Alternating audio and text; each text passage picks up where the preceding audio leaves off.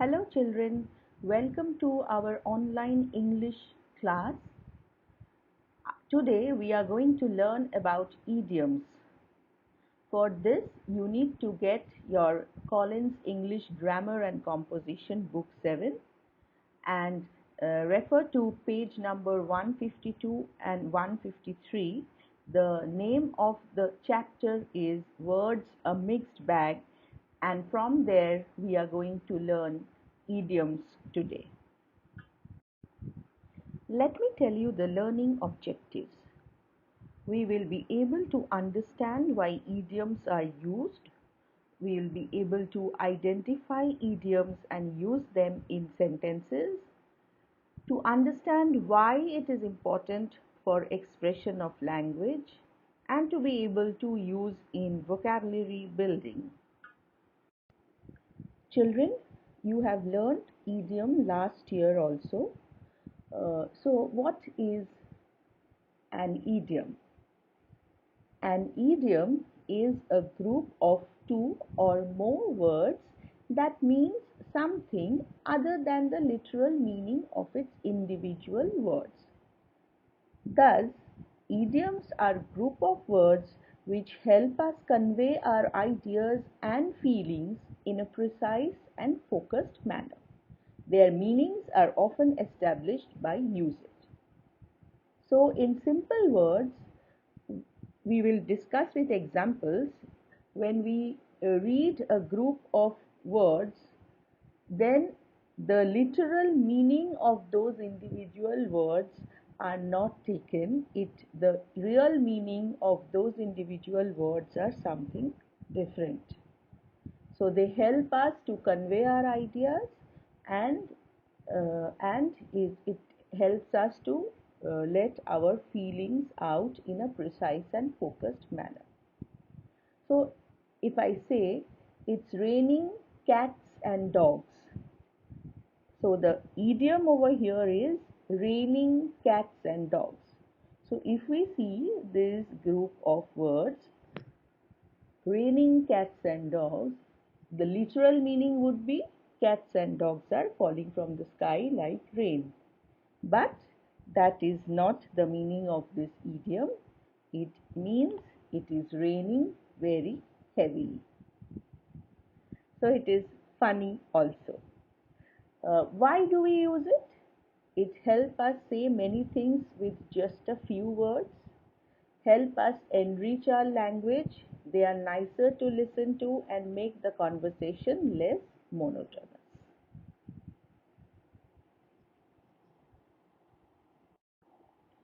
Examples of idioms. Children, let us look at these two examples and let us see what they mean. First one, to call a spade a spade. It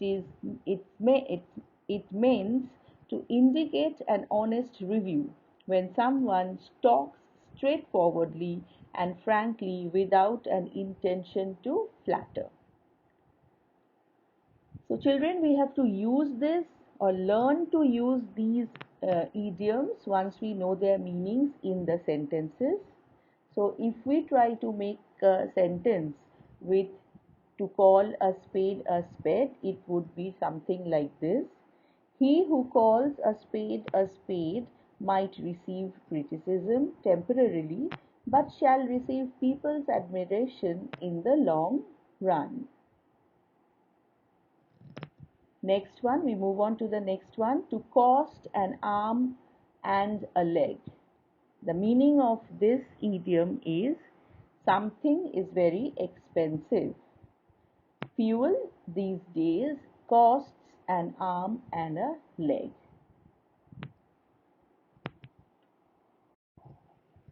Let us look at some commonly used idioms, their meanings and usage. The ball is in your court. This informal phrase is related to tennis. A court is the place where people play lawn tennis. Okay, what is the meaning? It is your responsibility to take the next action. So literally it means that a ball is in your court, as if when you are playing tennis, but that is not the real meaning of the idiom. It means Whenever you use this idiom, the ball is in your court. That means it is your responsibility to take the next action. So let us look at the usage in the sentences. What do you think we should do now? The ball is in your court. You can go to the movies if you clean your room first. The ball is in your court. The next one, to beat around the bush. This is also a very common idiom which is used regularly. You will come across it if you are reading some storybooks or sometimes even when you are talking with seniors. So it means to avoid talking about what is important. For example, if you want to ask me, just ask. Don't beat around the bush, which means come to the point. So children, we will be discussing about some more idioms which are given in your book.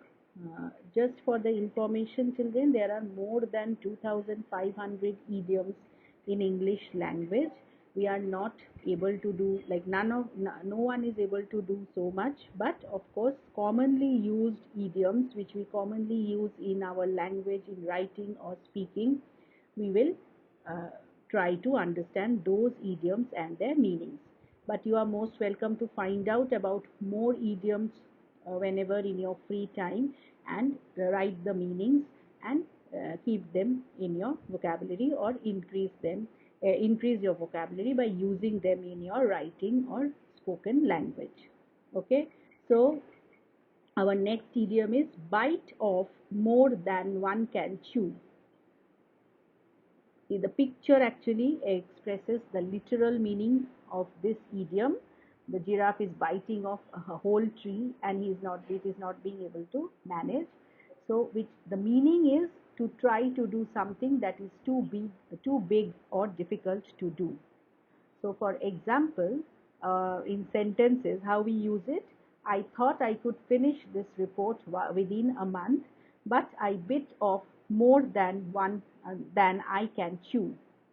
Paul picked the most difficult mountain to ski down.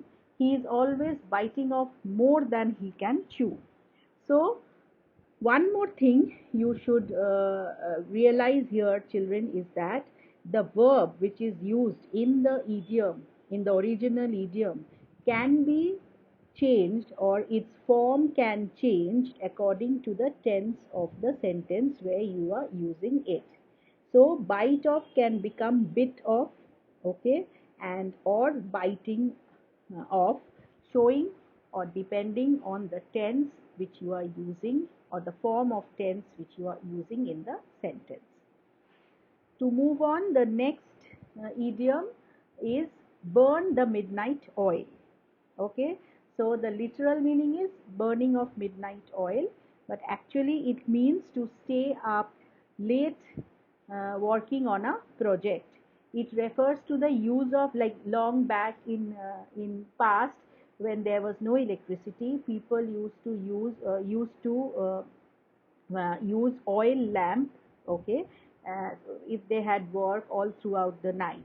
So burning the midnight oil means to stay up late for working on a project or task. How will we use it in sentence? Dennis has been burning the midnight oil trying to finish this report, so she must be exhausted. Second sentence, I will need to burn the midnight oil to have any chance of finishing this paper before class tomorrow morning. Okay, so again the form changes according to the tense of the sentence. Okay,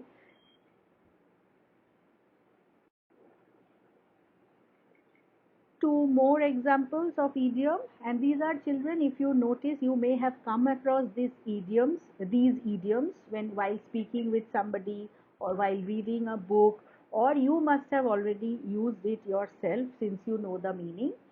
These are the ones which are given in the book, so I am explaining these. Number one is don't cry over spilt milk, meaning when you complain about a loss from the past. Example, I know you didn't mean to break my phone, so there is no use in crying over spilt milk. Okay, spilt. Now literal meaning milk which has come out of the bottle, which has fallen from the bottle. Second one, devil's advocate, meaning a person who advocates an opposing or unpopular view, often for the sake of argument. Devil's advocate. I know that most people here support the project, but let me play devil's advocate for a moment and ask if anyone has considered the cost. So see children how you are to apply or use the idioms in framing your sentences. But in that case, first you have to know the figurative meaning of the idiom.